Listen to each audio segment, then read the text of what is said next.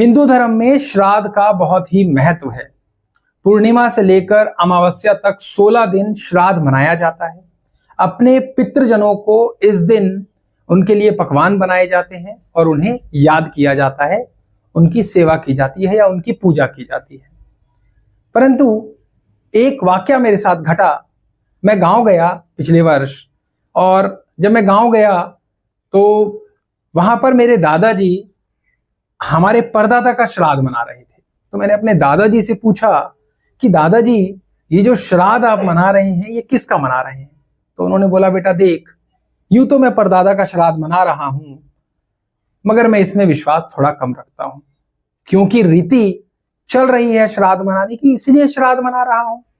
सब मना रहे हैं इसलिए मुझे भी मनाना पड़ेगा। समाज में रहना है तो कुछ रीति रिवाजों को और कुरीतियों को भी मानना पड़ता है, क्योंकि समाज है, समाज आप पर उंगली ना उठाए। उन्होंने मुझे श्री गुरु नानक देव जी की एक कहानी सुनाई।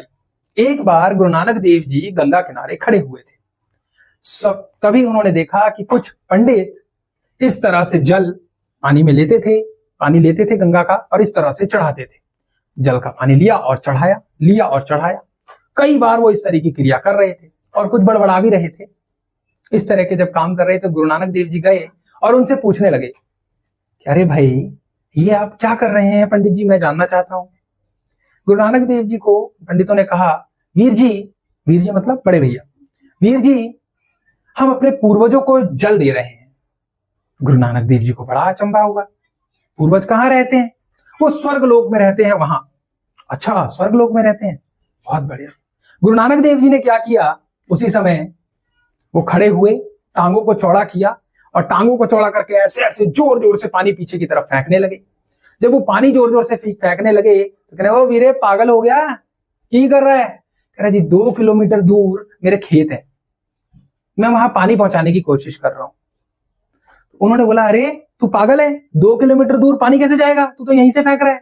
अरे जब आपका 100 कोस 200 कोस दूर जो आपके पूर्वज रह रहे हैं स्वर्ग लोक में, वहां पानी चला जा रहा है ऐसे करने से, तो मैं तो बहुत जोर जोर से फेंक रहा हूं, तो मेरे 2 किलोमीटर दूर पहुंच ही जाएंगे। इस तरह से कुरीतियों पर कटाक्ष मारते थे हमारे जो पुराने, जो हमारे सूफी संत हुआ करते थे। इस तरह से, चाहे उसमें कबीर दास जी लगा लीजिए, रेदास जी लगा लीजिए, गुरु नानक देव जी लगा लीजिए, तो उनको मेरा प्रणाम है।